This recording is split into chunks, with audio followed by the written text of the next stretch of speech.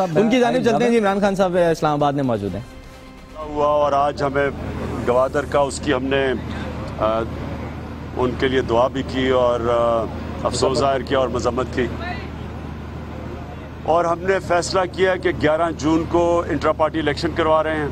उसके लिए जो इंटरिम कॉन्स्टिट्यूशन है वो अप्रूव करवा लिया सेंट्रल एग्जीक्यूटिव से और उसके अलावा जो ओवरसीज़ पाकिस्तानीज़ हैं उसकी हमने रेजोल्यूशन वो आज अखबारों को दे दी है कि बैरून मुल्क पाकिस्तानियों का हक है, उनको इलेक्शन लड़ने की इजाज़त देनी चाहिए। सुप्रीम कोर्ट का फैसला है और अभी तक ना गवर्नमेंट में उसमें उसको इंटरेस्ट है और ना ही इलेक्शन कमीशन को इंटरेस्ट है। तो इसके ऊपर हम सोच रहे हैं कि सुप्रीम कोर्ट में वापस जाने का और आज हमने रेजोल्यूशन पास की है।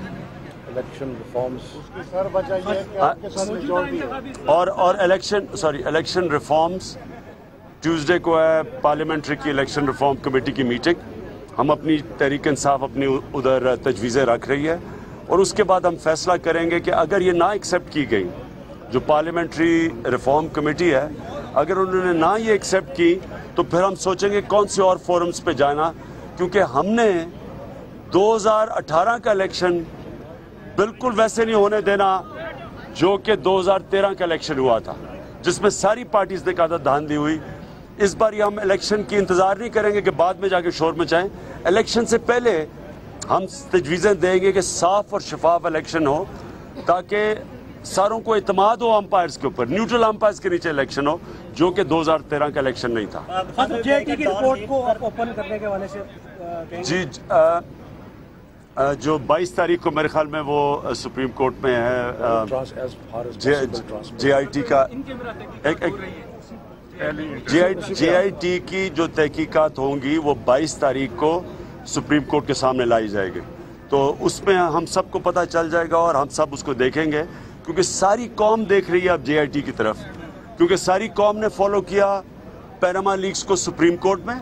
अब सब कौम इंतज़ार कर रही है कि जेआईटी के अंदर क्या किस किस्म की तहकीकात का अभी तक क्या नतीजा है।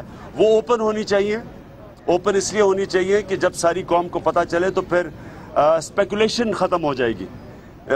ये बिल्कुल क्लोज डोर नहीं होना चाहिए, क्योंकि ये जिस तरह सेनेट की, बल्कि मैं तो एक कदम आगे जाना चाहता था कि सेनेट की जो हेयरिंग्स होती हैं वो ओपन होती है, मीडिया के सामने होती है, लेकिन अगर वो जेआईटी की जो प्रोसीडिंग्स है वो सामने नहीं आ सकती, कम से कम 2 हफ्ते के बाद पूरा हम सारे मीडिया हम सब के सामने हमें पता चलना चाहिए कि क्या अभी तक क्या पेशरफ्त हुई है। अब न्यूज़ लीक का इंजाम आपकी तवक्कुआत के मुताबिक हुआ, डॉन लीक का जो अंजाम है, और क्या तरीके इंसाफ मुतमईन हो गए सेटलमेंट के बाद?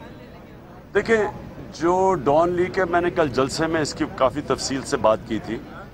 ये एक नेशनल सिक्योरिटी इशू है, ये गवर्नमेंट और फौज के बीच में नहीं है, क्योंकि जब नवाज शरीफ काला कोट पहन के मेमो गेट में सुप्रीम कोर्ट में चले गए थे तो तब भी वो कह सकते थे कि जी गवर्नमेंट और फौज के बीच में है, लेकिन वो एक नेशनल सिक्योरिटी इशू था और नवाज शरीफ ने जाके सुप्रीम कोर्ट में केस उठाया था और वो बिल्कुल मेमो गेट वही है जो कि डॉन लीक्स है, कि पाकिस्तानी फौज को बाहर ये तासुर दिया। बल्कि ये उससे भी बुरा है, ये उससे बुरा इसलिए है कि वहाँ तो ये कहा गया था मेमो गेट में कि हुकूमत कह रही थी हमें फौज से बचाओ, अमेरिकनों को कह रही थी। ये तो वो क्या ज़बान इस्तेमाल की है ये डॉन लीक्स में, जो नरेंद्र मोदी पाकिस्तान की फ़ौज के ख़िलाफ़ इस्तेमाल करता है। ये नेशनल सिक्योरिटी इशू है और सारी पार्टीज चाहती हैं कि पार्लियामेंट के सामने ये रखा जाए कि ये तहकीकात, ये जो बनी थी कमीशन, उसकी क्या फाइंडिंग्स हैं, वो सारी कौम देखना चाहती है। का ये इल्जाम है कि आपकी भी 5 ऑफशोर कंपनियां और आपको कौम को खुद से बताना चाहिए था कि आपकी ऑफशोर कंपनीज है, लेकिन नून लीग को सारे डॉक्यूमेंट्स, नून लीग ने वो सारी ऑफशोर कंपनीज जो हैं वो मंजिल आम पे लेके आई है। तो वो कहते हैं खान साहब ने भी कौम से धोखा दिया। ये नून लीग का एक और झूठ है। सारे मेरी जितने भी मेरी जो एसेट्स हैं, सारी इन सबको पता था। 2011-12 में मेरी वेबसाइट के ऊपर सारी एसेट्स मेरे डिक्लेयर्ड थे, कोई चीज़ छुपी हुई नहीं है। सारी मनी ट्रेल होगी, हमने सुप्रीम कोर्ट में दी है सारी मनी ट्रेल, पैसा किधर से आया, किधर से फ्लैट्स खरीदे, बेचा कब, कितने के बेचे, पैसे पाकिस्तान कैसे आए, मनी ट्रेल, और कोई कतरी की जरूरत नहीं पड़ेगी। सारी मनी ट्रेल सुप्रीम कोर्ट के पास है और जब भी ये हेयरिंग शुरू होगी इंशाल्लाह, जब भी, तो मैं आप देखेंगे कि ये इन्होंने 1 साल से लोगों को कैसे धोखा दिया है। सीधी सीधी चीज़ थी, बता देते कि जनाब पैसा किधर से आया, कौन है बेनिफिशियरी ओनर वो कंपनीज का, वो जो नीलसन और नेस्कॉल है। अभी तक तोता मैना की कहानी सुनाई गई है। सच एक होता है और वो आज सुप्रीम कोर्ट के पास पता है, दिसंबर से इलेक्शन कमीशन के पास पड़ा है। मेरी वो मनी ट्रेल पड़ी है कि कब फ्लैट्स लिए, कितने के लिए, कब बेचे, पैसा पाकिस्तान कैसे आया। कौम के अंदर अवेयरनेस पैदा हो चुकी है और खान साहब कमिंग प्राइम मिनिस्टर हैं और दूसरा इलेक्शन आंखों में आंखें डाल के लड़ा जाएगा।